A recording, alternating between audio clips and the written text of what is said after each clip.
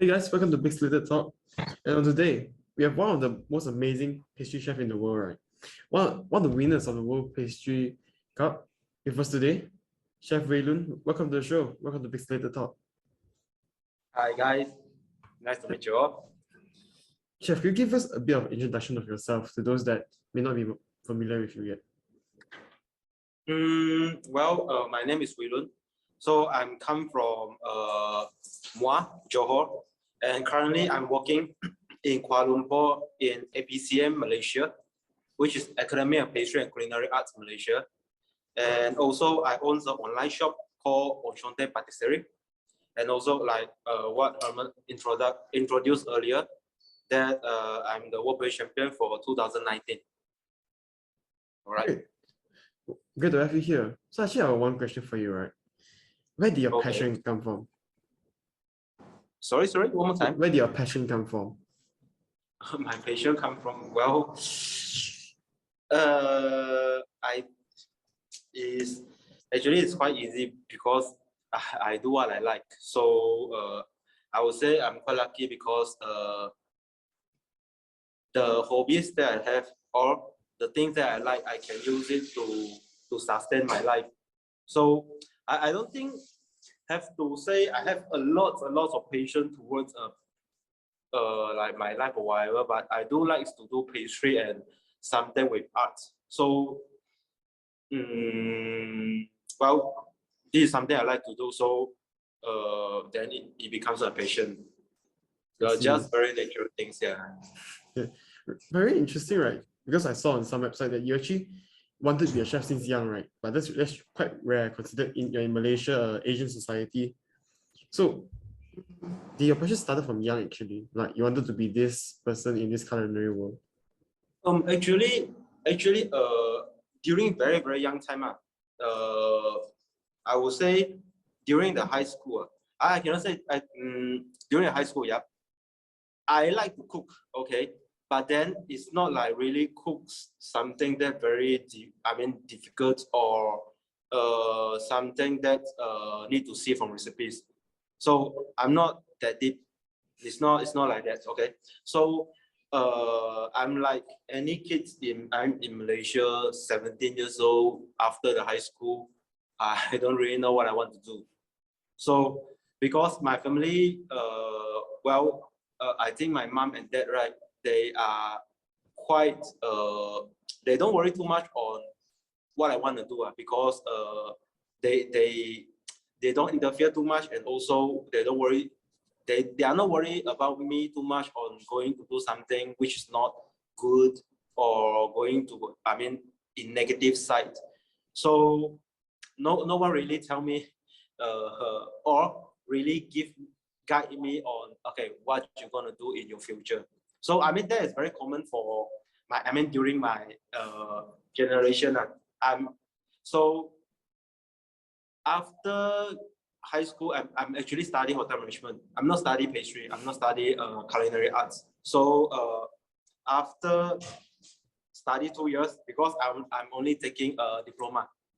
So after study 2 years, I did an internship. I realized, oh my God, this is not something that I really wanted to do because it's different than what I thought.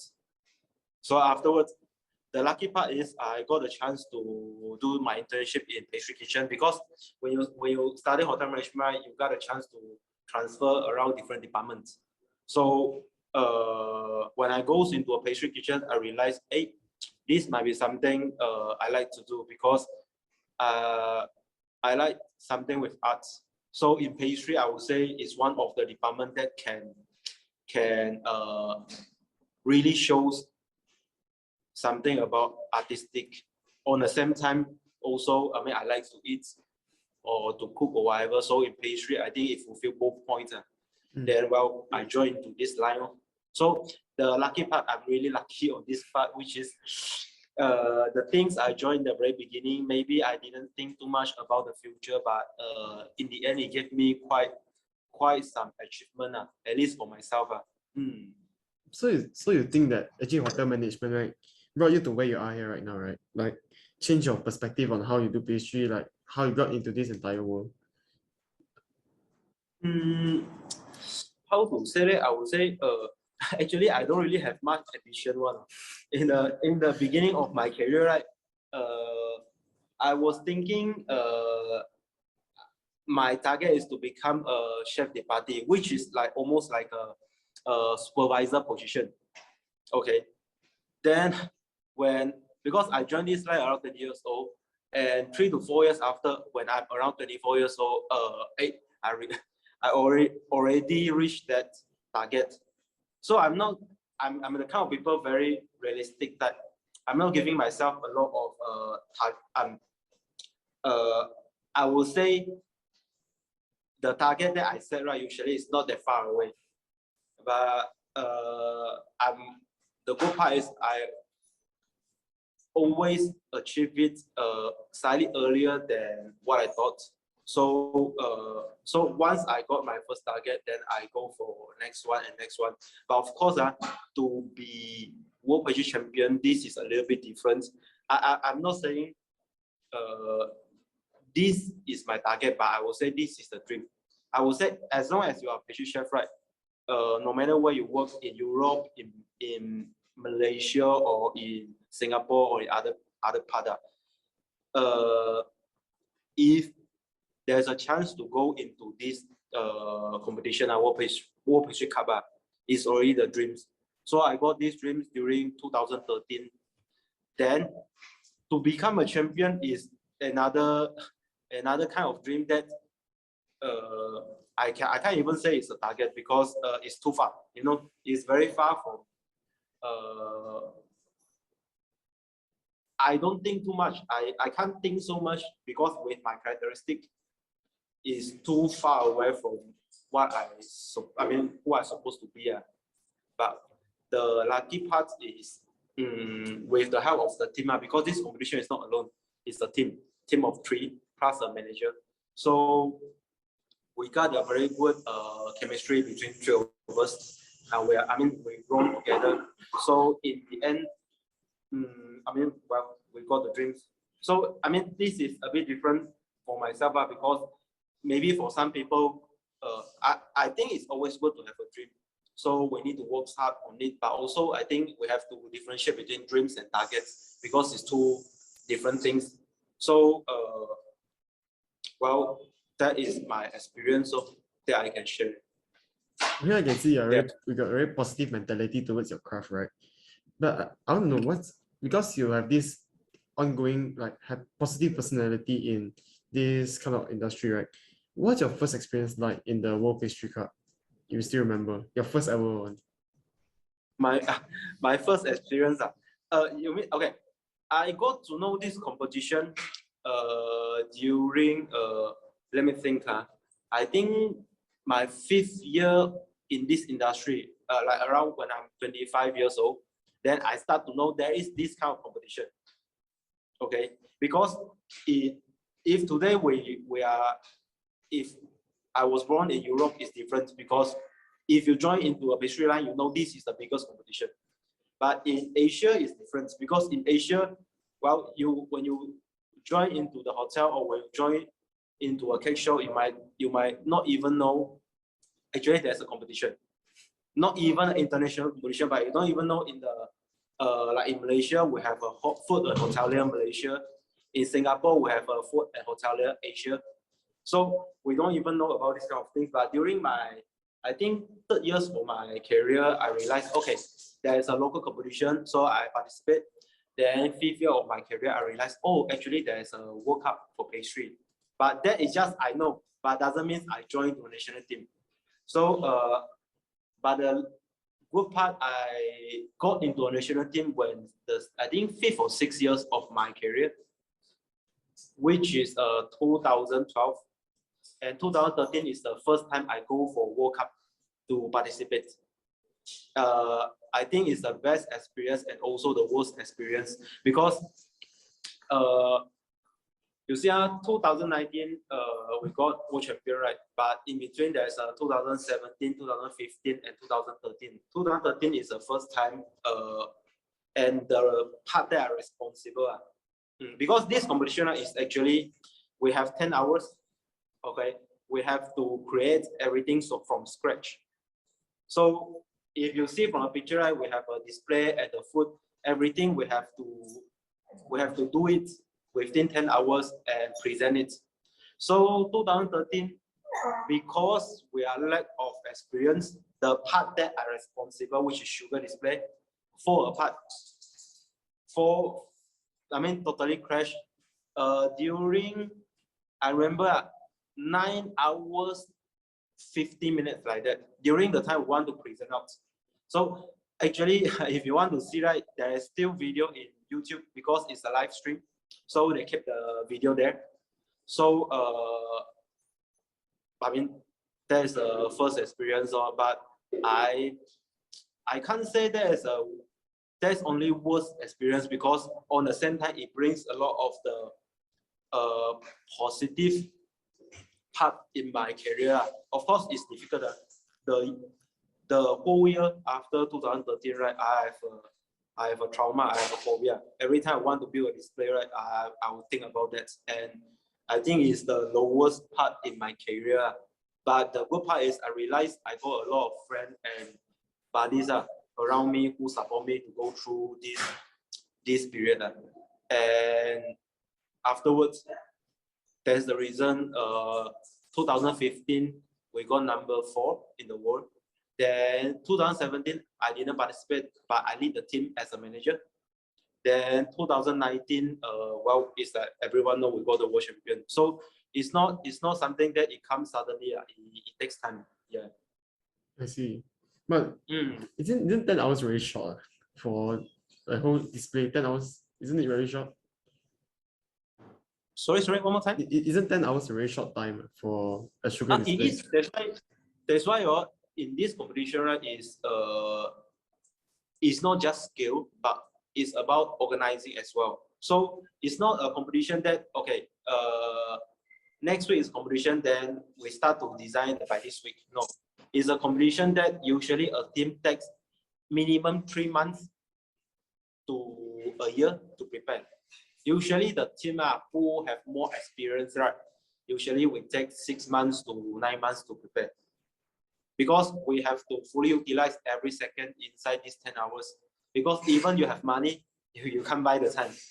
These 10 hours, even you give me 1 million, I can't sell you anytime, because it's fair for everyone. You have 10 hours.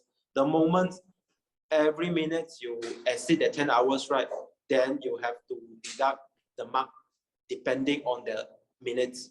So of course we have to, usually, right, what we do is we plan out what we want to do, then we'll do everything out, then we see the design maybe for the first month. Let's say, example, if we know the competition is next half year, on today, if half years, right, it's very tight time, we have to take 1 month to 2 months to make sure we comes out with all the idea, with a technique, we build it out, and after that we need to take 3 to 4 months, right, to refine, and we practice. Practice meaning we have to treat it as this competition, 10 hours, we have to practice exactly. And that requires a lot of preparation, because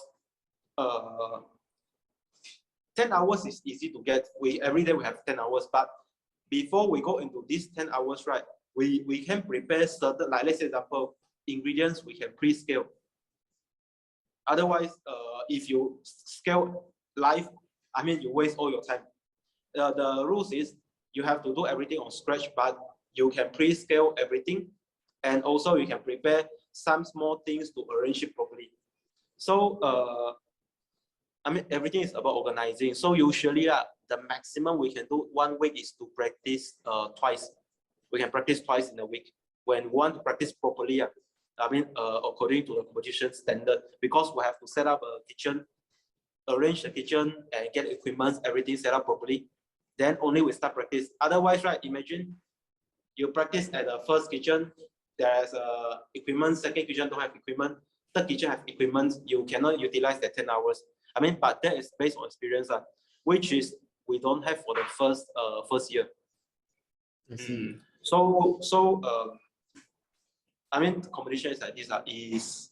We actually send the cargo, right? We send around 700 kilo of equipment goes to France for setting up the small booth of our kitchen, because we have to make sure we use the same type of equipment. Like let's say now mixer have the same type, freezer have to be similar to what we use, so it's almost same everything. Or we in the earlier stage we have to get from organizer the equipment list that they'll provide. Then we see what we can get as close as possible the brand that we have in Malaysia. Then after that we practice accordingly. That's why it takes time. It takes time. Also experience and time, and also like learning throughout the years. Yes, I would say the whole years of usually to prepare each time for the World Cup. Since you talk about experience, right? From your first one during 2013 and your winning one, how big of a gap do you think the experience level is until you win? I would say, I mean, experience level, of course, is huge different. Especially, like I said, 2017, right? I become the manager. The reason I become a manager, because 2013, 2015, 2019, I'm candidate. 2017, I'm manager, which means I'm joined as a manager back to the candidates. But the reason I want to become a manager is I want to get the experience to understand how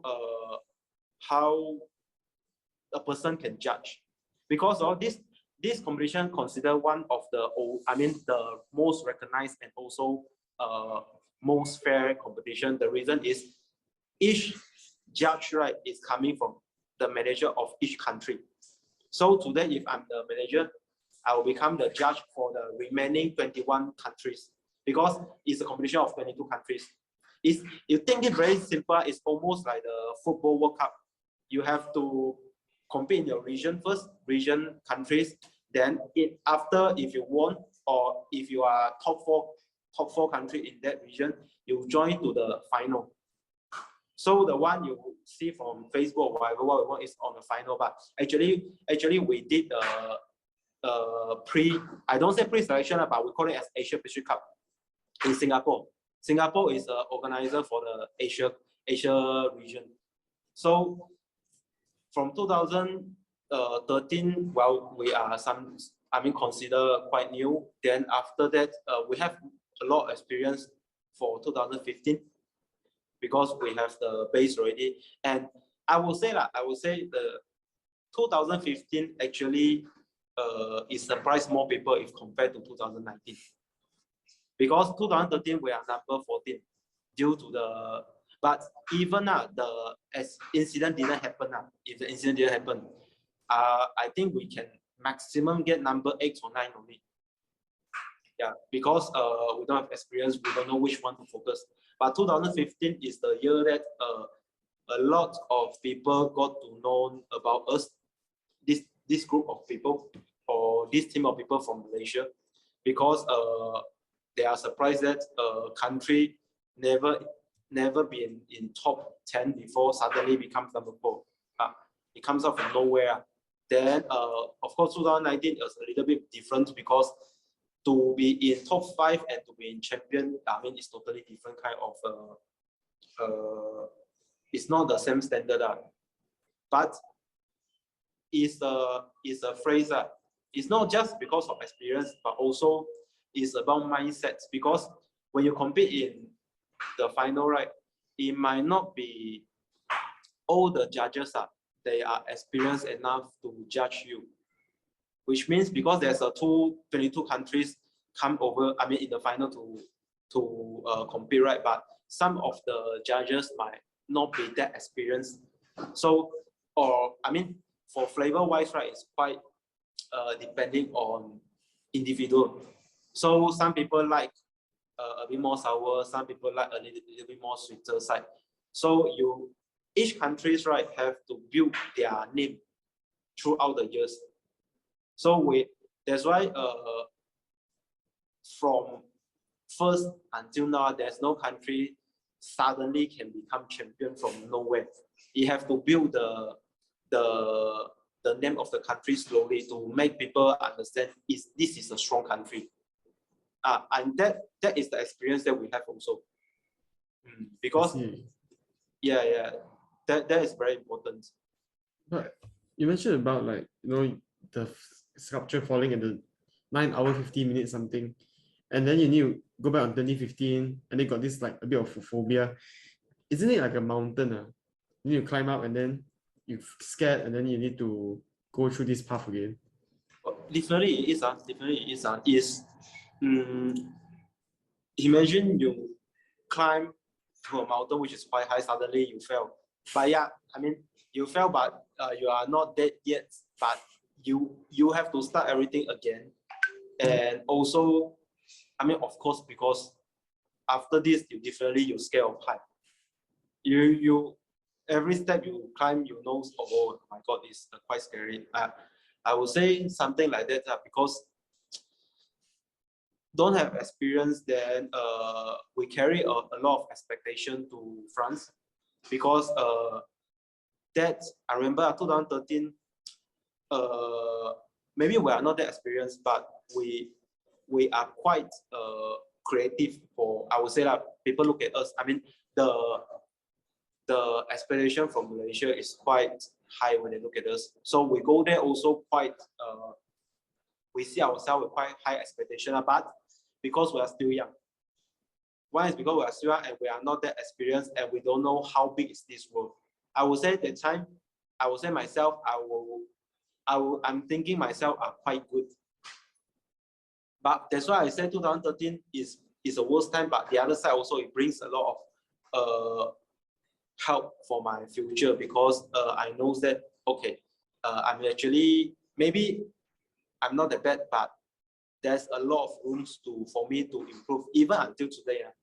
Because pastry trend is changing all the time. So I'm still learning also. It's not meaning you get world champion, then I mean you can relax. No, if you are not improve yourself after 3 years, right, you are nobody. I see. Yeah, that's important. I got one thing to ask you, right? Because you always work with sugar sculpture and everything. What's the hardest part working with sugar? There's few stage. If you ask me at this moment, the hardest definitely is the originality, because there's a lot of skill that we already invented from last time until now. So to create something new is super hard, especially right now with social media. When you create something new, maybe you didn't see before, then suddenly there's some people start to share it in social media. So you have to create something really unique. So for me at this moment, is one of the hardest. I think it's also the hardest. I mean, one of the something super hard to create if you want to do something unique. Like challenging. Because very, very challenging because I mean pastry, it's been so long. So there's so many skill already shown, and even the skill you don't know doesn't mean it's not shown before. Maybe in long time it's already shown, it's already a classic technique, but just there's a long period no one is using. Then you start to realize, oh, I can do this. You thought you created it, but actually no. It's already, you realize, hey, oh my God, long time back someone created it already. So I think at this moment is one the hardest part. I will not say I create a lot of technique. I will say I improvise the technique. So it's very different. To create a technique, I'm not saying impossible, but almost impossible for a lot of chefs. They want to create a technique. That's why I would say it's the hardest. But then if you are beginning know about sugar, I think the hardest is how to deal with a sugar, because sugar, right, is hot. To work with sugar, maybe in the video or whatever or when you see a chef working with sugar, it looks I mean nice or whatever. But then the other side, to make the sugar soft, you need to have a temperature between 60 to 70 degrees. So 60 degrees Celsius, right? I give you an example. Usually when you get a coffee from the shop, which when you drink is around 60 degrees. So imagine you have to hold that temperature on your hand to shape it. So I think that is the most challenging part when it comes to sugar in the beginning. I see. I sidetrack a bit, but every time after you finish the sculpture, you finish the sugar thing, right? And then Yep. when the judges, they must taste the thing to like I say, originality. You don't feel like a bit 心痛 man? You spend so long and then they break a piece of it and makan. Oh no. When it comes to display, right, we of course it's edible display, but usually, right, we are not breaking it to eat. But for World Cup, right, I don't know if you notice it, it's actually 6 categories. So they will have 3 categories in artistic piece, which is sugar display, chocolate display, and ice carving.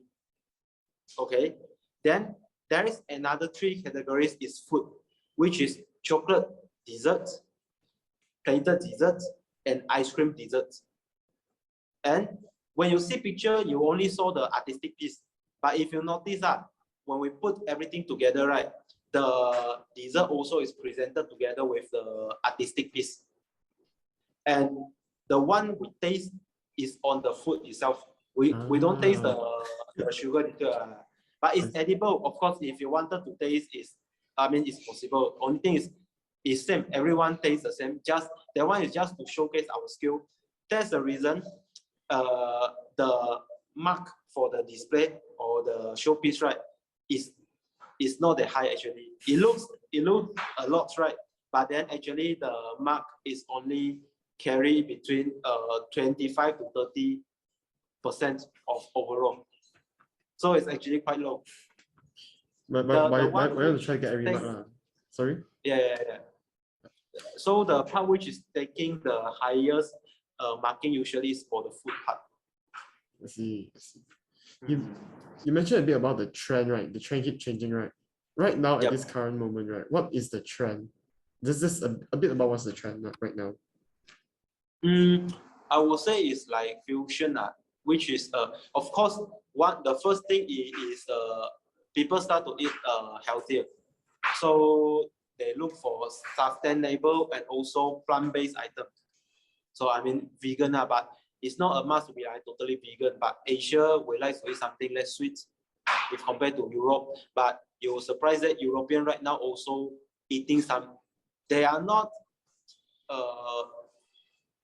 don't have exactly same taste as what we have still, but then they are also eating a lot less sugar if compared to 5 years back. So this is one of the trend because that is the healthier part, and the other part which is it start to be the flavor we use is like transfer in between Western country and Eastern country.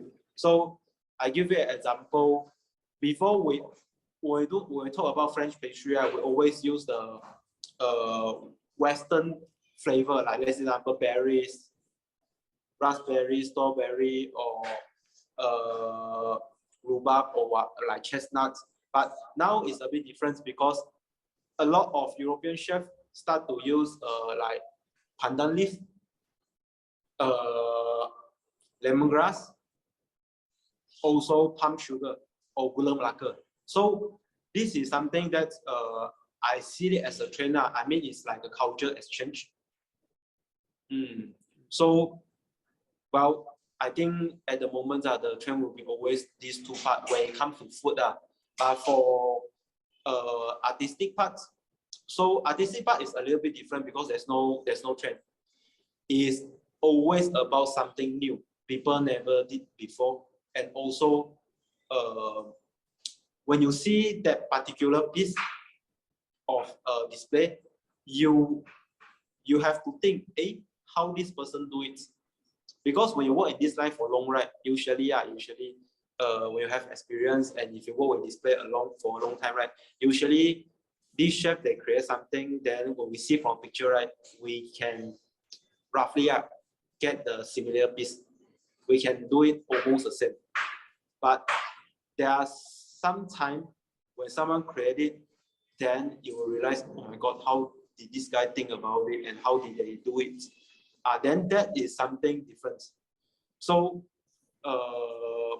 for artistic piece, there's not really much trend. But then the other side is you have to be surprised, you have to be different, which comes back to the originality as well. I want to know, right? Because you also emphasize a lot on now European chefs use like lemongrass and gula melaka.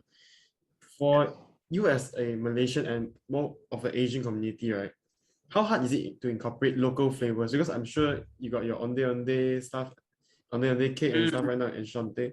So how hard is it to incorporate all this to come up with all these ideas? Actually, it's not. I would say it's not that hard because, well, if today I'm living in European, I want to introduce pandan or whatever, I think it would be difficult. But because I'm in Malaysia, the reason I do it right is because the market, the customer likes it. If I give you an example, if today you do ice cream with pandan flavor or gula melaka flavor, usually it sells better than if you do ice cream with strawberry. Because that is our palate likes to eat. So for me, it's not. I mean, of course, have to have experience on how to calculate the recipe. But we are very lucky because our generation, right, we don't do the recipe like trying many times, but we have use the help of the technology on calculating the recipe rather than I have to try 20 times to get the right flavor. But I can actually calculate first, then maybe just try 2 or 3 times or 5 times to get something that I feel is balanced. That is the easier part for my generation. Yes. Yeah. So it's not that complicated or doing something which is Eastern flavor, but with a French basic or French technique.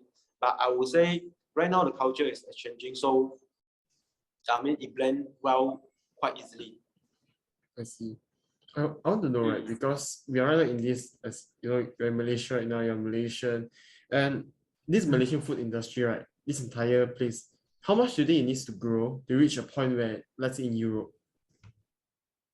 Or it will take time differently because I believe right now, first it will be the costing is very different because at this moment we have a lot of ingredients coming from Europe. So the costing wise, right, definitely will be slightly higher. But myself, I don't want to sell something that the people cannot afford. But of course, there is still some people feel hard to afford. Imagine if I eat a meal, I spend 20 ringgit to eat proper meal. But if I have to spend 20 ringgit to buy a cake, I will think twice. But the other side also, there's not too much we can do, which is because the ingredients itself is already quite expensive, especially at this moment. The petrol, the oil, everything, the cost is high, so it's affecting a lot. And the how to say it, the nature of, let's say example, we eat chocolates, but we don't have a culture that eat chocolate every after meal. We don't have a culture that eat dessert every after meal. But in European, this is their their culture. They eat almost all the time after the meal. They need to have something sweet. So in terms of the popularity, or I don't think anyhow in next 5 to 10 years they will be close to Europe. But I will say the standard of pastry is growing. It's growing. Like in Singapore, right? I will say there's a lot of shop or also hotel who can do the pastries standard maybe better than some French or some shop from France. I know some of them differently. In Malaysia, we start to have few. I can't say it will be better, but at least it wouldn't be. If you compare, I don't think the quality will be not as good from some of the shop in France. I see. but the popularity will be different. I mean, the accept, how people accept all this pastry is still will take some time, because, well, I mean, in the end, it's a dessert, it's a cake. So there's a lot of fats and there's some sugar content in it. So Asian always be Asian. We like to eat sweets, but on the same time we don't like it to be too high in sugar content. So it still takes time for people to accept that. But I'm quite optimistic about the growth of the pastry in Malaysia, really, because I see that in this, even during the MCO, I think in these 3 years, right, there's a not cannot say these 3 years, these 5 years, there is a huge growth of the pastry in Malaysia or even in Singapore. I see. Yep. I'd like to go a bit about your own pastry store right now, Enchanté Patisserie. Yep. Because you always wanted, I saw some articles online that you wanted a dream of your own, a store of your own. So I want to ask you a very general question. What is Enchanté Patisserie to you? Well, a baby. Well, I mean, it's not by myself. It's I have 2 partners. Okay, I mean, together to be very frank, right, in the very beginning, because I'm still working in the school. So in the beginning, we take it as a part-time, really, because during the MCO, we feel, okay, we always have a plan, one, to do it, to supply. The difference is, in the beginning, our aim is to supply to hotels and also shop. But now our directions is not the same, because we are doing B2C instead of B2B. We don't sell to the other business, but we are directly to the customer more. That is the difference, because after we started the Enchanté, we realized actually in Malaysia there is still market for people who likes to have a good or the cakes that what we did. Okay, so after runs it for around 1 year, then we realized that we have to put much more time, more focus on Enchanté, because it grow slightly faster than what we expect, and it grows well. So I mean, when you see a baby's growth that fast and smooth, of course you feel, I mean, of course we all feel proud and also slightly surprised, because we didn't expect that there is a market like that. Especially we are not doing the retail, we are only doing online. Even until now, we are only doing online. So it's something new to me, because I never expect an online shop doing pastry can do something like this. And after, of course, I'm not saying we are the one did the best. There is other shop in Malaysia who are, I would say, did better than us. Why I say better? Because I believe I'm not comparing the quality of the products or whatever, but they run longer than us, which means they did before us the online shop to sell pastries. And also the other side, they sustain very, very well, and they have a lot of customer by their own base as well. So that's why I say the standard of Malaysia is growing. And for me, Enchanté definitely is one. I mean, the babies, because now I mean, I don't mind to stop my job, but I cannot stop Enchanté, because I think also it represents certain part of me on how I want people to view or see it as a pastry. I want to add on, right, that the day that I bought your cake, right, the whole cake, actually that day we had the 3 other cake. Actually, it was for my mom's birthday, right? So yeah, so actually we had some people come over and try each of the cake, and I think the only cake that we finished is your cake, which is thank you. So I think it's very special. So I just want to go to my next point, which is when I went to pick up the cake, right, at the ACPA Malaysia, there's this one small room at the side of the sugar display, the chipmunks one. There's this small room like that, and on the glass board, right, I saw you all had the recipes for some stuff, and there's one part that it says, "This is not rocket science." Could you elaborate on the this is not rocket science part? Because from what I see from some other people that likes to deal with all this pastry stuff, they say it's very painful to long time, hard to learn and stuff. What's your thoughts on that? It is not rocket science, but it takes time to practice. I would say, let's say example, I give you an easier example. You see, football is not rocket science. But if you ask someone to play football, it's tough. So I would say it's something that what we practice always, so we get used to it. It is not a rocket science, but for the beauty of pastries, I would say is a combination of art and science. So for what I see that in most of a career, almost most of a career, usually we have to separate these two. Art is art, science is science. But the beauty for pastry or culinary, right, is a combination of art and science.